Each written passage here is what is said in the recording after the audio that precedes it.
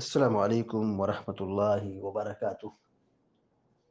الحمد لله رب العالمين والعاقبة للمتقين، والصلاة والسلام على أشرف الأنبياء والمرسلين نبينا محمد وعلى آله وصحبه أجمعين ومن تبعهم بإحسان إلى يوم الدين، أما بعد.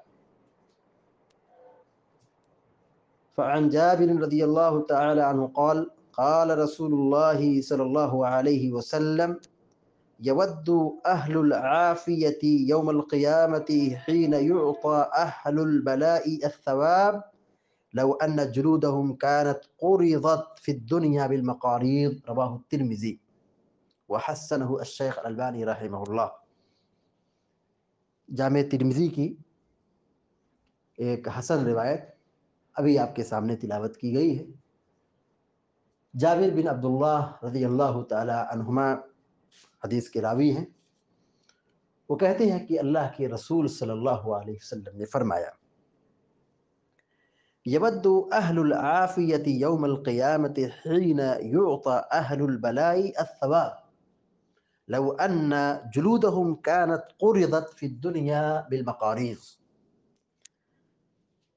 جب قیامت کے دن ایسے لوگوں کو ثواب دیا جائے گا جن کی دنیا میں آزمائش ہوئی تھی، یعنی دنیا میں پریشان تھے، بیمار تھے، خستہ حال تھے، اور وہ مختلف آزمائش سے دوچار تھے، تو ایسے لوگوں کو قیامت کے دن ثواب دیا جائے گا تو اہل عافیت، یعنی جو بیمار نہیں تھے، پرسکون زندگی گزار رہے تھے، ٹینشن میں نہیں تھے، عافیت والے صحت مند لوگ خواہش کریں گی کاش کہ دنیا میں ان کی کھال ادھیڑ لی جاتی، یعنی ان کو بھی مصیبت میں مبتلا کیا جاتا۔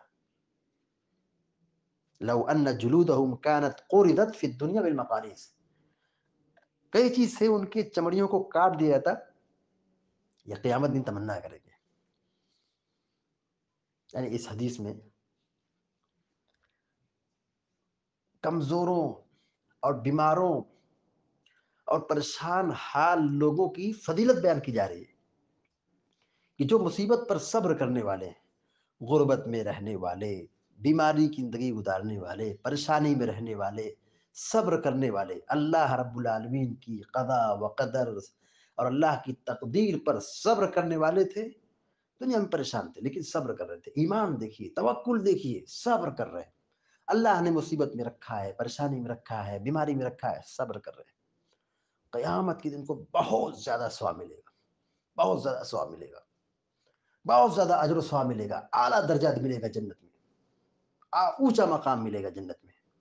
جب ان کو اعلیٰ مرتبہ ملے گا، اونچا درجہ ملے گا، زیادہ ثواب ملے گا، تو اس وقت قیامت کے دن یہ صحت مند لوگ، تندرست لوگ، عافیت میں رہنے والے، دولت میں پلنے والے، نعمت میں رہنے والے، سکون کی زندگی گزارنے والے، مالدار لوگ، صحت مند لوگ، نعمت میں پلنے والے لوگ قیامت کے دن یہ تمنا کریں گے اے کاش ہمارے ساتھ بھی اگر دنیا میں ایسے ہی ہوتا کہ ہم چمڑیوں کو کاٹا جاتا، پریشانی ہم جھیل کے آتے، تو ہمیں بھی اتنا اونچا اجر و ثواب ملتا۔ یہ فضیلت بیان کی جا رہی ہے، یہ مرتبہ بیان کیا جا رہا ہے ان لوگوں کے سلسلے میں جو صبر کر رہے ہیں بیماریوں پر، جو صبر کر رہے ہیں پریشانیوں پر، جو صبر کر رہے ہیں مصیبتوں پر۔ انما یوفی الصابرون اجرهم بغیر حساب، قیامت کے دن صبر کرنے والوں کو بلا انتہا اجر و ثواب ملے گا، بلا انتہا اجر و ثواب ملے گا۔ تو یہ صبر کی فضیلت ہے۔ ہم سب کی یہ ذمہ داری بنتی ہے کہ ہم تکلیفوں پر زیادہ پریشان نہ ہوں، غربت پر، بیماری پر، پریشانی پر زیادہ ٹینشن نہ لیں، اپنے معاملات کو اللہ کے حوالے کر دیں، اللہ پر توکل رکھیں، صبر کریں۔ اس سے ایک مومن کو حوصلہ ملتا ہے اور مصیبت پر صبر کرنے کا جذبہ پیدا ہوتا ہے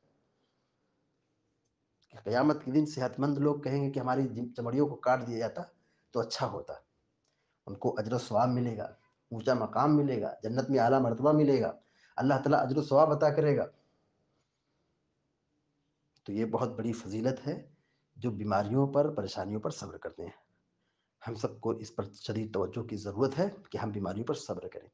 مگر انسان بڑا بے صبرا واقع ہوا ہے.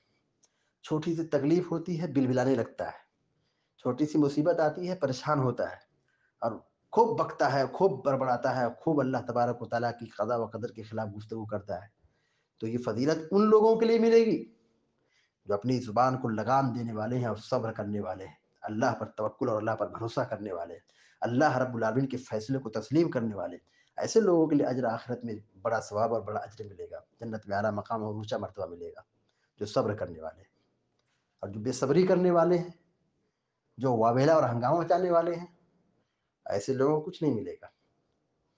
تو ہم سب کو چاہیے کہ ہم مصیبتوں پر صبر کریں، بیماریوں پر صبر کریں. اللہ تبارک و تعالیٰ آخرت میں درجات کو بلند کرتا ہے، اعلیٰ مقام عطا کرتا ہے، اور یہ بیماریاں پریشانیاں یہ گناہوں کا کفارہ بنتی ہیں، اور آخرت میں ذخیرہ نیکی کا ذخیرہ بنتی ہے، نجات کا ذریعہ بنتی ہے. اللہ تعالیٰ ہم سب کو نیک عمل کی توفیق عطا فرمائے. امین یا رب العالمین. اقول قولی هذا واستغفر الله لي ولكم ولسائر المسلمين فاستغفروه انه الغفور الرحيم. وصلى الله على نبينا محمد وسلم تسليما كثيرا. والسلام عليكم ورحمة الله وبركاته.